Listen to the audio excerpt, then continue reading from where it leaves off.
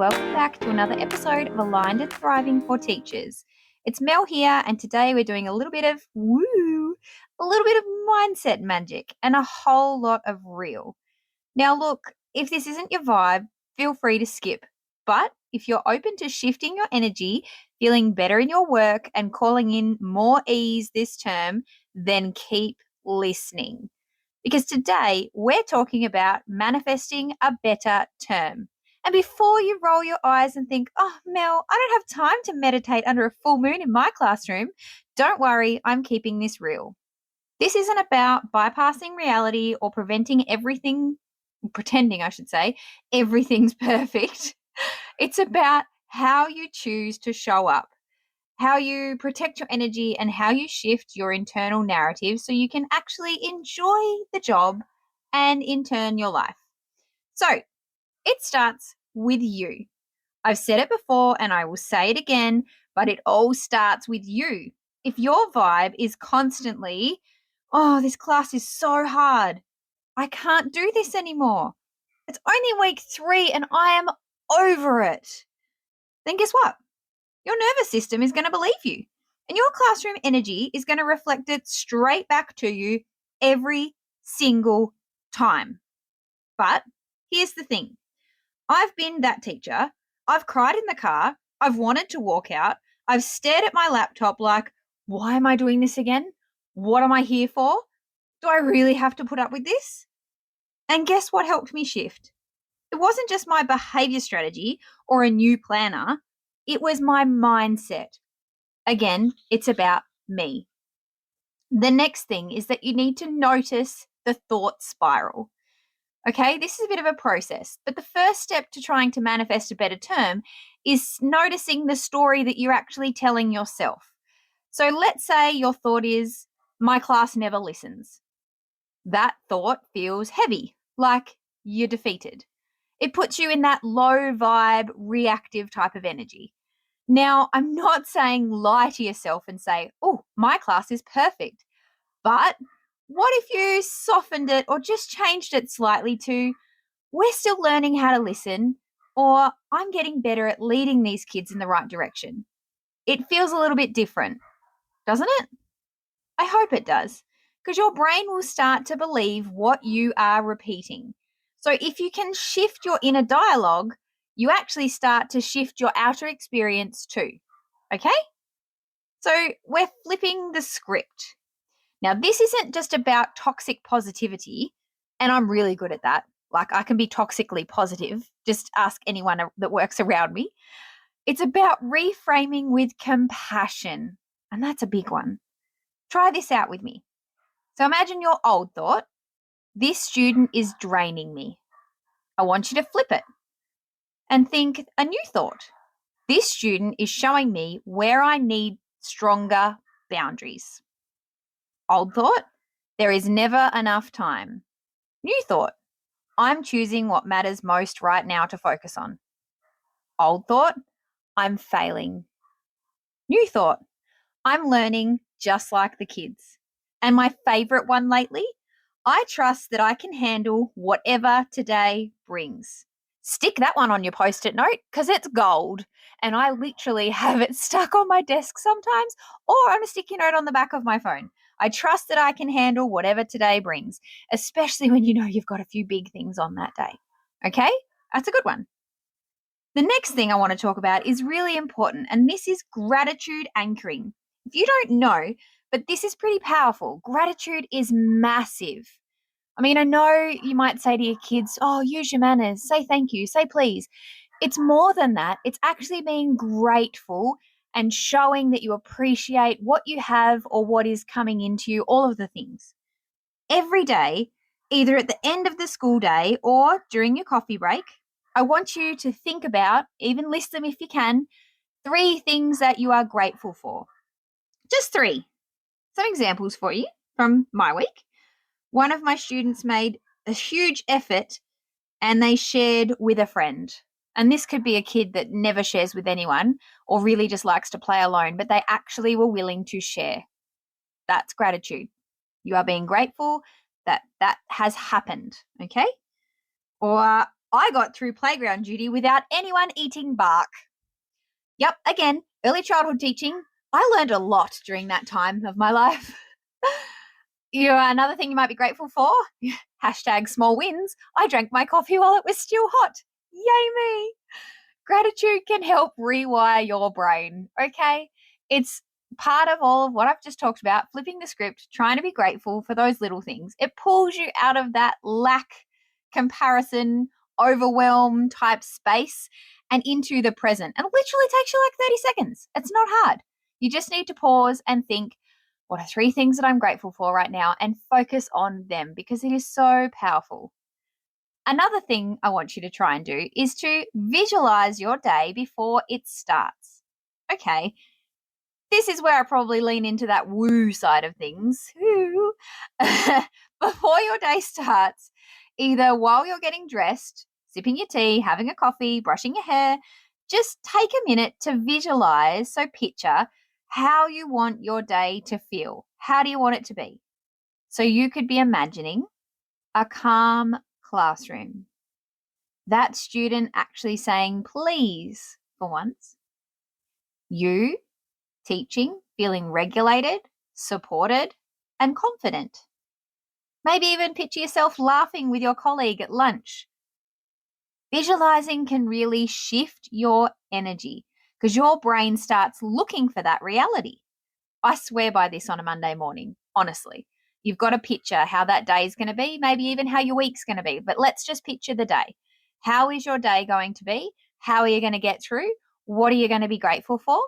It's a proven fact that visualizing things can actually help you improve. If you haven't heard, and I can't remember where the actual evidence comes from, but I know that was some research done when people were learning the piano.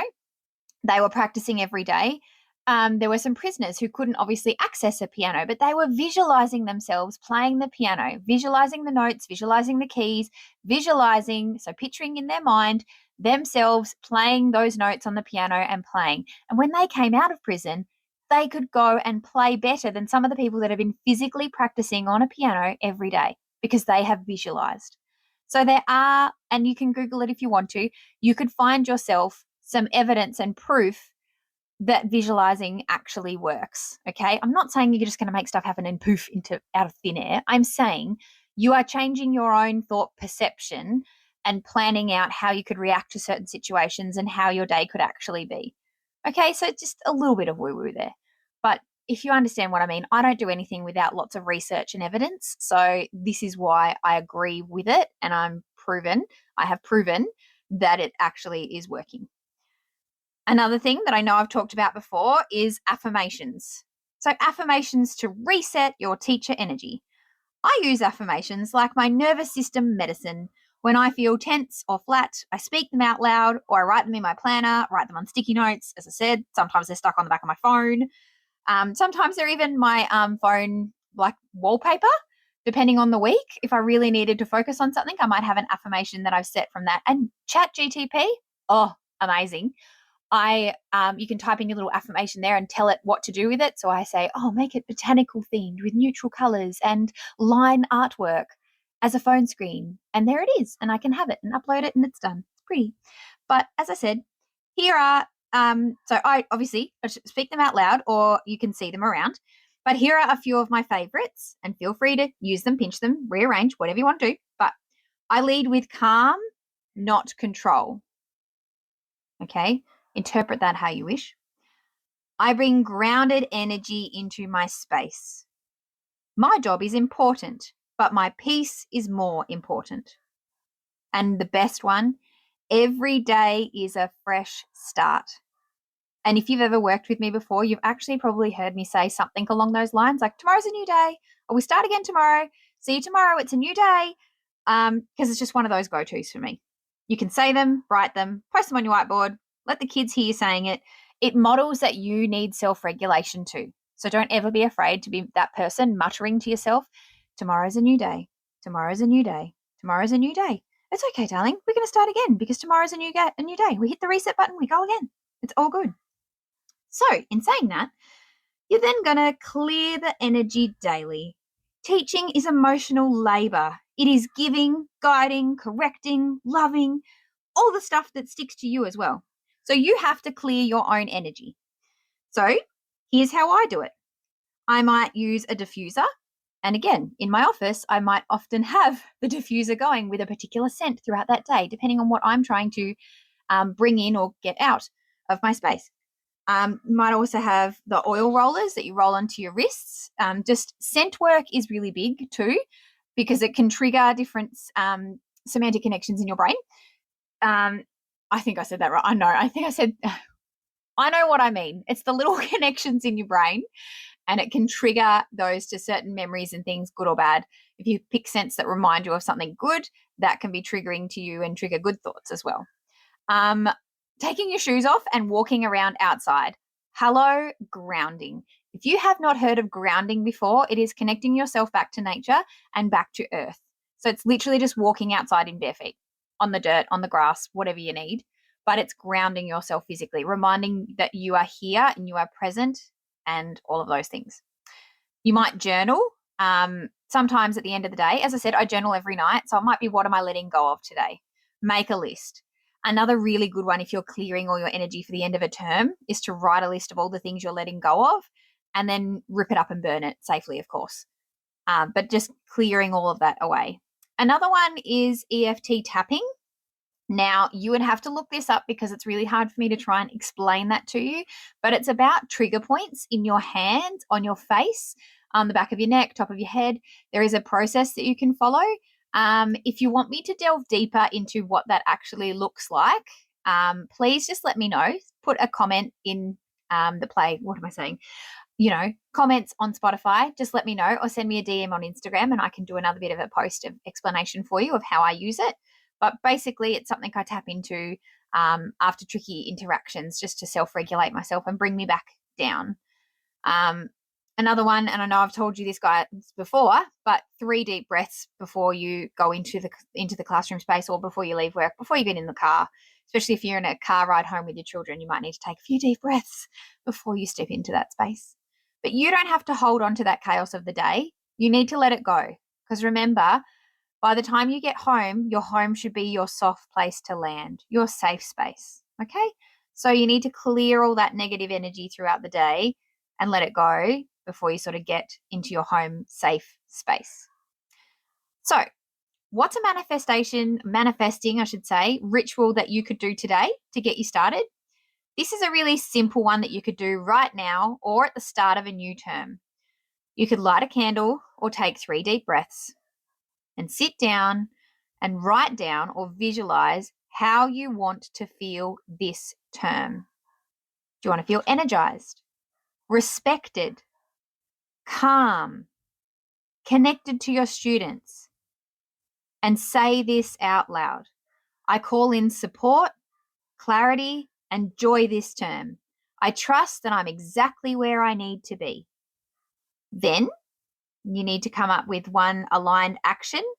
So something that lines up with what you're trying to feel. So maybe that's meal prepping. Maybe that's saying no to an extra job or an extra thing. Or maybe that's committing to getting up 10 minutes earlier for just some quiet space to regulate yourself before you get on with your day. So it's simple. It is safe to want more ease. Okay? It's safe for you to feel like you want more calm in your life, more alignment in your work and your life. That doesn't make you lazy or entitled. It makes you intentional. Manifesting is a better term. Doesn't mean that every day is going to be perfect, but it means that you're showing up differently, and that changes everything because you're no longer reacting, you're creating because it's coming from you. Now, before we wrap up, I wanted to bring you something that really changed how I approach manifesting, and it's by one of my favorite Aussie authors, Jordana Levine. She's got her own podcast. She's got lots of information. If you just search Jordana Levine, if you just search her, she's got lots, but she's actually written quite a few books. She's written Make It Happen, Make You Happen, and quite a few others, but those are the 2 that I'm focusing on at the moment. But she breaks manifestation down in a really simple, practical way. And it's something that I think every teacher could benefit from. And especially if you've ever rolled your eyes at the idea of someone telling you to just think positive. She says that manifestation is about not just about your thoughts. It's actually a bit of an equation. And who doesn't love an equation as a teacher? Maths, whoop, whoop. I actually really struggle with math, but this equation works. So let me explain. So Jordana explains that manifestation is an equation, and it is your thoughts plus your feelings plus actions plus faith equals manifestation. And honestly, this makes complete sense in a classroom too. So let me break it down for you. Your thoughts. What's the story telling you? Are you walking into your week thinking that your class is a nightmare, you hate Mondays, it's going to be chaos, it's just going to be a horrid day? Those thoughts are creating your lens. But what if you shifted the thoughts just a little bit? Maybe just change them to, this class challenges me, but I've had worse. I'm open to it going smoother than expected. It's not about lying. It's about lightening the thought just enough to give yourself some space. Then you go into your feelings. What energy are you in? So even if you say positive things, you could be still carrying stress, frustration, or resentment. And the vibe does not lie. Your kids will feel it. You will feel it because it leaks into everything. So you need to check in with yourself. Ask yourself, am I bringing calm or chaos? Do I feel supported or scattered? Can I intentionally shift how I feel before I walk in the door? Try a 60-second ritual in your car before you get out. Take a deep breath. Okay. Say to yourself some of your affirmations you may have written. That's when you could put on some of your scent to trigger yourself back into those grateful moments. And say to yourself that I am calm, I am grounded, I'm enough, whatever you want your affirmation to tell yourself to be. So you're going to focus on that. Then you have your actions. So are you aligning with what you want? And this one is big. If you want a smoother week, are your actions supporting that? Are you planning ahead so you're not chasing your tail and scrambling around to find things? Are you saying no to the things that stretch you too thin? Refer back to said episode about learning how to say no and setting boundaries if you need a bit of a refresher on how to do that. Are you making time for your own rest, prep, or joy? Again, go back to previous episodes and remind yourself that self-care is important and what you can do to have time for yourself. Manifestation is not just dreaming, it's doing, and doing with intention. Okay, the last one is faith. So do you actually believe that it's possible? And here's the kicker. You can do all that mindset work in the world, but if you deep down do not believe yourself that it is possible for your term to feel easier, more aligned, more joyful, then that disbelief will become your block, okay? It becomes a limiting belief and it will block you. Faith in a classroom sense could sound like, I trust that I can figure this out. I believe that things can get better even if it's slow. I am open to support and I don't have to do it all alone. Sometimes faith looks like setting boundaries. Sometimes it looks like asking for help. Sometimes it's just trusting your intuition even when no one else gets it, or maybe they can't see the bigger picture yet. So yeah, manifestation isn't just about vision boards and vibes and all the woo-woo. It's honestly about checking in with what you're thinking, how you're feeling, what you're doing, and whether you actually believe that a better term is possible for you. So if nothing else, I want you to walk into this week with a clearer thought, a lighter feeling, one aligned action, and a little more trust in yourself, because that's the real work. And honestly, it works. So my love, what are you calling in this term? And if you try one of these mindset shifts or rituals, you can tag me on Instagram, send me a DM. I love seeing what lights you all up. Let me know what you're letting go of this term. Let's release it together. And if this resonated with you, share it with a fellow teacher or educator who's open to a little bit of the woo-woo or just needs a simple vibe check. Remember to do all of the things like clicking follow, sharing it around so that we can help as many teachers and educators as possible. So until next time, guys, stay grounded and remember that I believe in you and you are the vibe. Talk to you soon.